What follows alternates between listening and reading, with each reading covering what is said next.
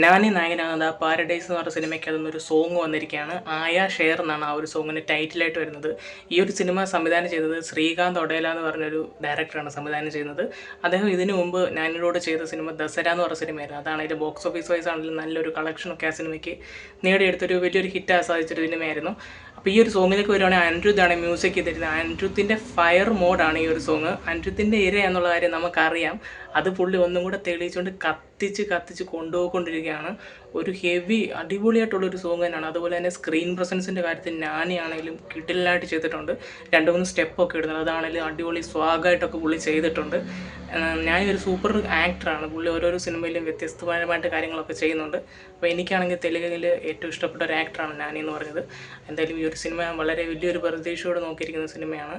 Song എന്തായാലും അനിരുദ്ധ് കത്തിച്ചിട്ടുണ്ട്. ഒരു 2-3 ദിവസം കൂടെ കഴിയുമ്പോഴത്തേക്കിനും നമ്മുടെ ഇൻസ്റ്റാഗ്രാം ആണെങ്കിലും മറ്റ് പല പ്ലാറ്റ്ഫോമുകളിലോ യൂട്യൂബിലൊക്കെ ആണെങ്കിൽ പക്ക ട്രെൻഡിങ് ആകാൻ പോകുന്ന ഐറ്റമായിരിക്കും.